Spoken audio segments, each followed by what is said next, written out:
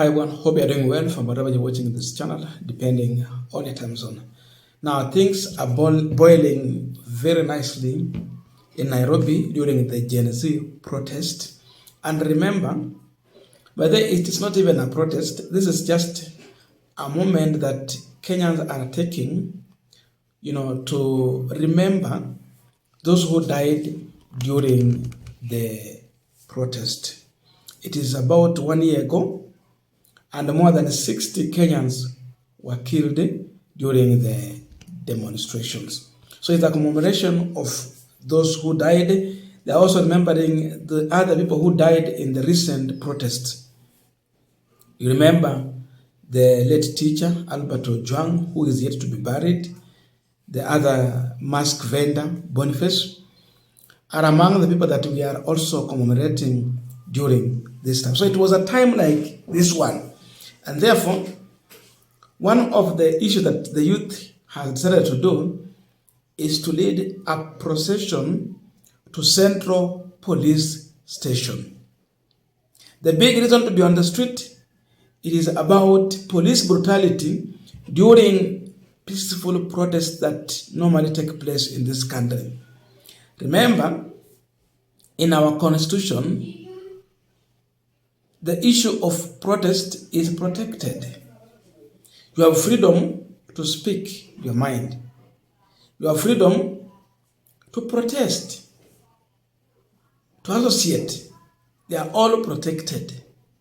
But when we use this, when we try to exercise that right that is protected in our laws and the constitution, you find out that the security agencies normally take some funny orders from above, and they end up killing Kenyans. So today, the youth decided to go and visit Central Police Station and to send a serious and a critical message to this government institution.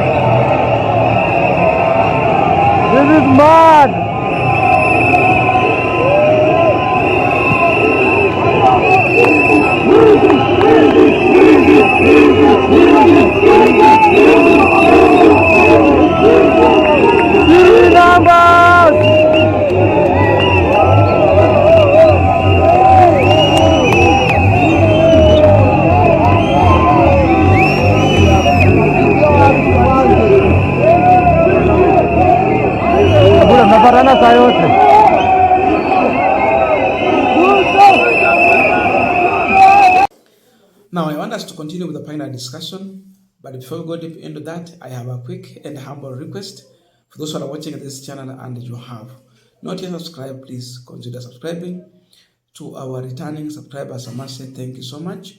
And again, to all our viewers, please give this video a thumbs up. Thank you so much, and back to our discussion. Now, this is one of the police stations that a young, vibrant Kenyan was killed in. This was the station, Central Police Station. Teacher Albert Ojwang. He died in the hands of police officers. Whether he was killed there or he was brought in when he was seriously injured, as we are getting the stories, the fact remains that in this station, they had information to share with the public. Kwa nini walikubali mtu ambaye ako mahututi kwa jela vile kwa cell vile wanasema badala kwenda kwa hospitali?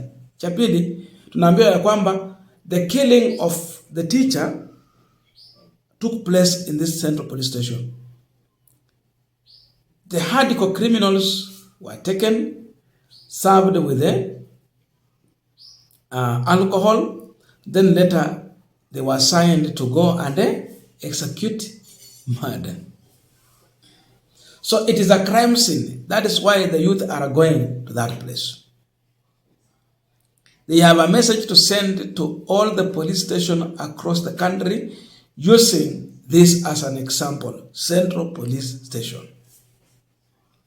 It has to serve as an example for other officers across the country to understand that whenever someone is brought to the station, let handle that person in line with the respect to the laws. Peleka mtu kotini within 24 hours.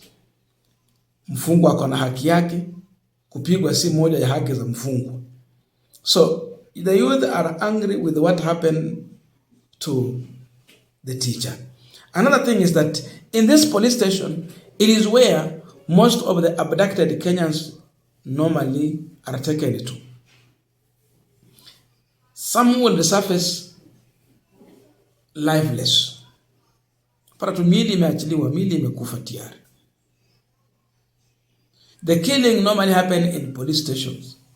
Even President Ruto himself said in one instance that there was a drum in police station within Nairobi where they were dumping dead bodies, and he was putting it on Uhuru Kenyatta.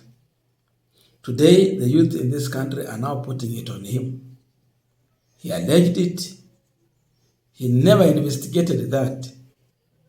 But now we have another operating killer squad that is claiming lives in this country. And it seems the police stations are being used for such heinous operations. So, the youth are here to send a critical message. They are here to protest. They are here to reject any form of injustice on anyone met in police, in prison, or elsewhere. Let there be rights of every Kenyan as described in our constitution. Kila Mkenya apate haki yake na sheria itumike vile inafaa itumike. So, it is one good thing for the youth to do what they are doing.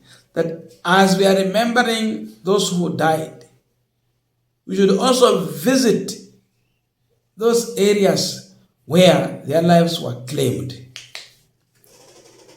where they met the brutal death. That is the reason why they are visiting Central Police Station with a very coded message. Mambo ya uwaji ikome. That is their message. So, imagine if you are a police officer in such a situation, then ni kama watu wamekuja kuvamia the station. How do you look like? How safe are you? It is not safe. You are not safe. So do the right thing. Follow the law to avoid such kind of embarrassment. Yani, any police officer working at Central Police Station, when we point fingers, unasikia hii ndio police station yenye mwananchi aliuawa. Nasikia hapa ndio waliua mwananchi. So wakiona officer wanasema these are the kind of officers who are involved in the killing of so and so. So they point finger at you whether you are involved or not. Unajipata mahali paina hiyo. And that is now the country we are having. So it was sad for someone to die in a place where it should serve as, a safe haven for people. It should serve as a safe haven. But instead, it has become hell. Kitambo police station ilikuwa safe haven. Ulikuwa kwa safari umechelewa kwenda nyumbani, unaingia tu kwa police station unasema, mimi nimetoka mahali fulani, nilikuwa naenda mahali fulani, lakini naona my security is not guaranteed. So wanakuambia kaa hapa, ifika asubuhi uendelee na safari yako. Even when someone is being beaten, they used to run to police station for their safety. Today, can you run there? It has become a criminal enterprise. No more of safe haven. That is now the sad situation with our police station now. So the youth are rejecting the current behavior that has been encouraged by this regime. They are rejecting brutality. They are rejecting killing. They are rejecting any form of intimidation. Let everyone respect the rule of law. Ukuwe polisi, ukuwe mwananchi wa kawaida. Hakuna mtu amepewa uwezo wa kuchukua maisha ya mwingine. Hakuna. Even the officers, the only person who should pronounce that, it is a magistrate or a judge. And of course, they will be doing it in line with the constitution, what the constitution has allowed. Lakini ile katiba ya Kenya haijaruhusu polisi kufanya uamuzi wa kesi. Polisi hana uwezo. Kwa kiasi ya kwamba wanaweza amua pia ni siku ya mwisho kwa wewe kuishi. So it is time to reject. Visiting the police station, it is a kind of rejection and saying not brutality and attempting to stop this kind of behavior from continuing going forward. That is the message from the youth to the regime and the police officers. I don't know your views, but please let us meet in the comment section to continue with this discussion. Thank you so much, and see you in our next video.